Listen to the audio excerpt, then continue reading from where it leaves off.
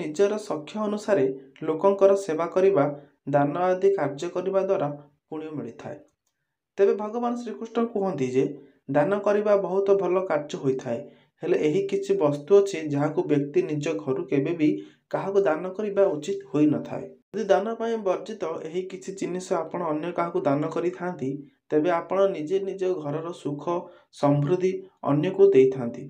ତେବେ କେଉଁ ସବୁ ଜିନିଷ ଦାନ କରିବା ଅନୁଚିତ ତାହା ଜାଣନ୍ତୁ।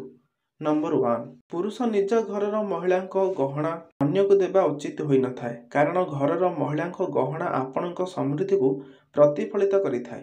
ତେଣୁ ଘରର ମହିଳାଙ୍କ ଗହଣା ଗୁଡ଼ିକୁ କାହାକୁ ଋଣରେ ବା ଦାନରେ ଦିଅନ୍ତୁ ନାହିଁ। ନମ୍ବର 2, ଘରର ଝାଡ଼ୁକୁ ଅନ୍ୟ କାହାକୁ କେବେ ବି ଦେବା ଉଚିତ ହୋଇନଥାଏ, କାରଣ ଆପଣମାନେ ତ ଜାଣିଥିବେ ଘରର ଝାଡ଼ୁକୁ ମା ଲକ୍ଷ୍ମୀଙ୍କର ପ୍ରତୀକ ରୂପେ ବିବେଚନା କରିଥାନ୍ତି।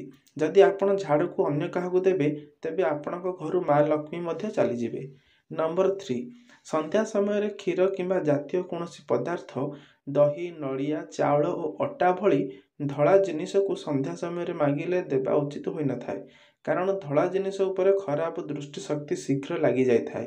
ତେଣୁ ସୂର୍ଯ୍ୟ ଅସ୍ତ ହୋଇଯିବା ପରେ ଏହି ସମସ୍ତ ସାମଗ୍ରୀକୁ କିଏ ମାଗିଲେ ଦିଅନ୍ତୁ, କିମ୍ବା ଦାନ ସ୍ୱରୂପ ମଧ୍ୟ ସନ୍ଧ୍ୟା ସମୟରେ ଏହି ଜିନିଷ ଦିଅନ୍ତୁ ନାହିଁ।